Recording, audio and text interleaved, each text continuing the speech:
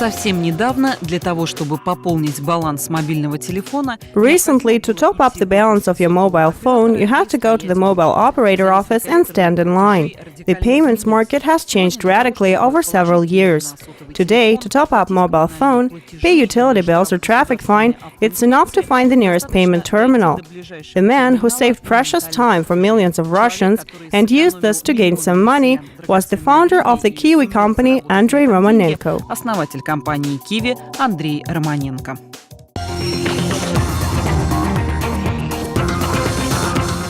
Andrey Romanenko is a natural-born businessman.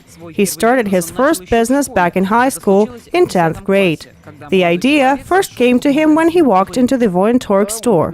I went into a store and saw computer disks horribly packed.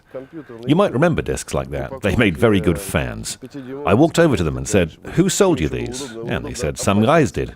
Then I said, "Listen, let me package the disks nicely with color pictures on them." And they said, "Okay, you're welcome to." Andrey bought 100 discs, recorded the popular game Doom, and brought them to the shop. The next day, they were sold out. When he became a student, he noticed that a supermarket next door to his university never had any plastic bags, although a polymer products factory was just across the road. Romanenko quickly figured out how to make money off this situation too. However, his first big money Andrey made in the mobile telecom sector. By a lucky chance, a friend who worked for Wimpelcom called him. He called with a question. "We've just released the B Plus SIM card and don't know how to sell them. You've worked in sales for the last couple of years. Maybe you can give us some advice." I said I'd try and posted an ad. The B Plus SIM cards are on sale. 15 minutes later, someone had called wanting to buy them. His name was Yevgeny, and he had a mobile phone outlet at the Sevulovsky railway station. So-called scratch cards made a new method of payment in mobile telecom services sector. One could buy such a card in a shop or convenience store, scratch it to retrieve a secret code, and then text it to their mobile operator. If the code was correct, the balance would be topped up. But this convenience had a price. A $10 card would have a face value of more than $10. Profit margin would be divided between the retailer, the delivery company, and the distributor. This cost difference is known as commission.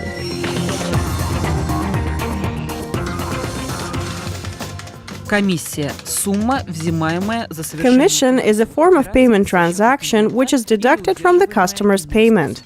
Romanenko started to think about reducing the number of intermediaries in the sales and distribution chain. Since 2002, the top-up cards could be purchased in special card machines.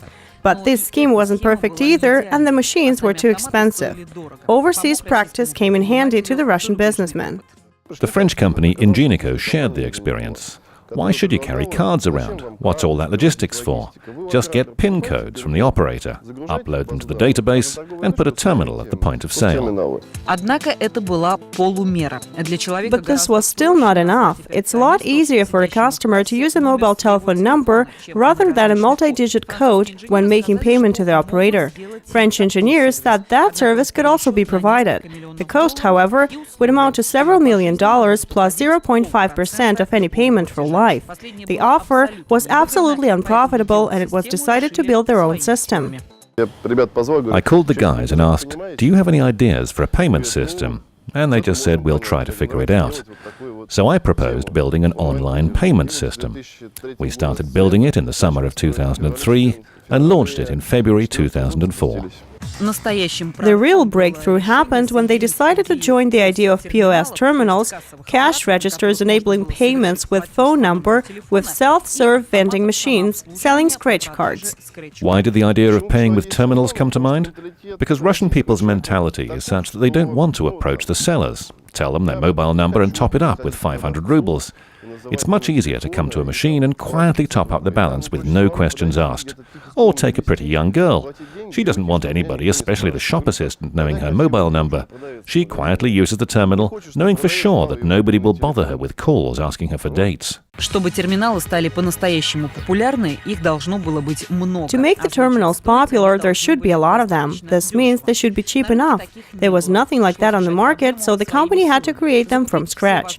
It meant they had to buy all available components, choose the best ones, order a batch of machines at one of the Moscow factories, and develop their own software. The first 100 terminals were sold out in a few hours. The same happened to the next batch. It's a very convenient service located close to the customers and working instantly. They were able to deploy a large network quickly, which helped them to reach a critical mass, and that made their business a success.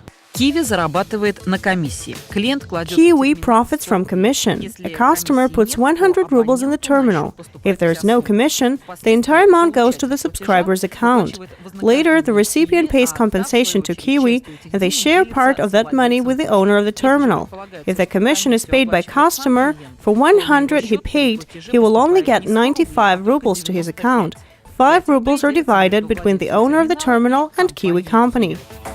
It's not much, but when you consider that there are more than 200,000 payment locations in Russia, it turns into a serious business.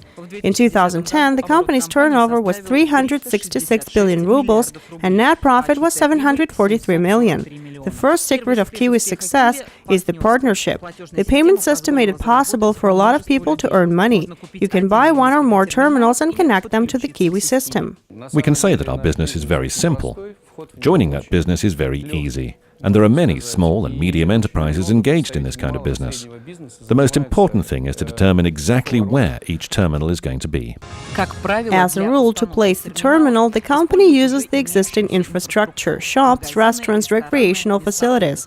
It allows Qiwi to avoid the additional costs of providing security for the terminal and ensures a constant flow of customers.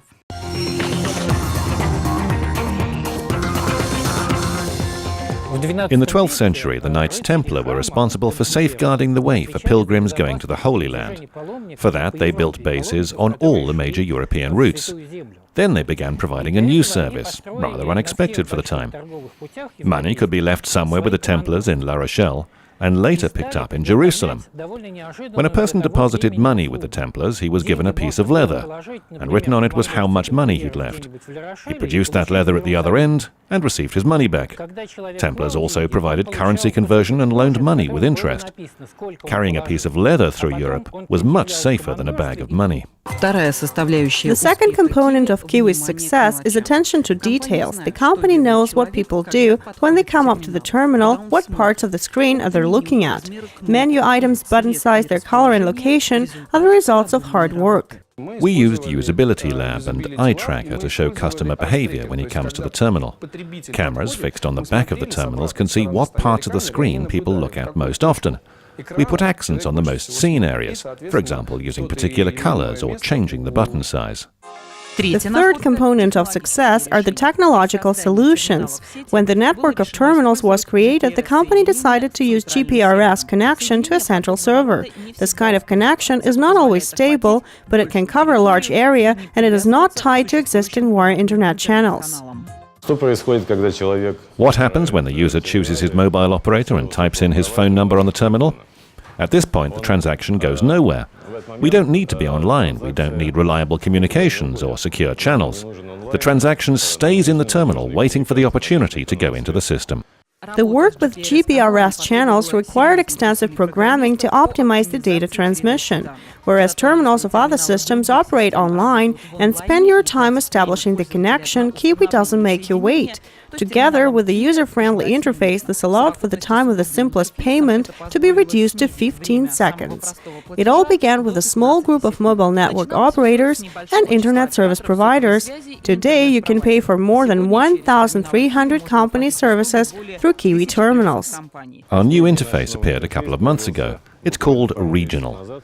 Only the services needed in each region show on the screens there, but you can always find all the other services too. If you go from Moscow to Novosibirsk, you can still top up the balance on your Moscow number there too, no matter which Moscow provider you have. But the customer becomes more demanding day by day.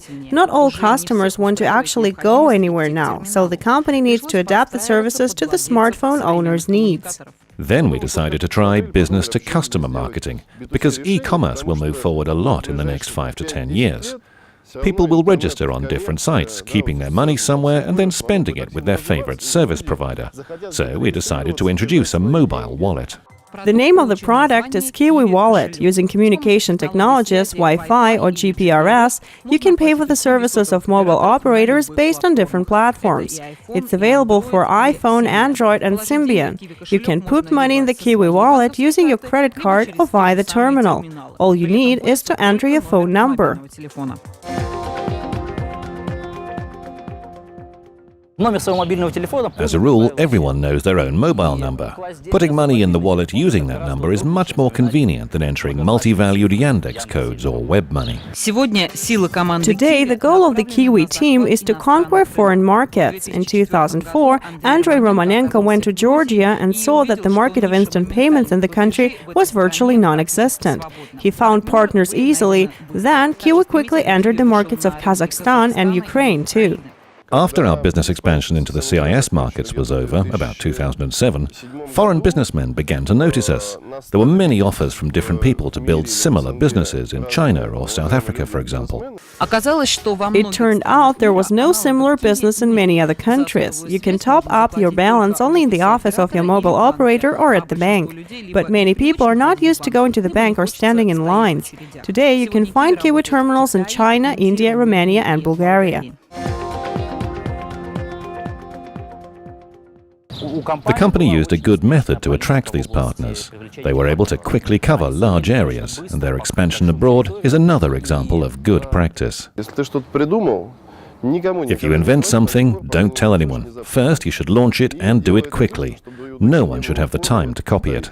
Останавливаться тоже нельзя ни на минуту. Отрасль One мобильных cannot платежей stop. развивается Mobile payment невероятно industry быстро, develops и incredibly любая fast. технология A моментально technology becomes становится устаревшей, obsolete если не instantly unless you подстраивать ее adapt it под to the new новые demands of the требования clients. клиентов. Поэтому Therefore, коллективу Qiwi Qiwi team cannot почивать на rest on лаврах its лидеров laurels of the рынка market некогда. leader. It Нужен needs a flow of постоянный new приток ideas новых constantly. идей.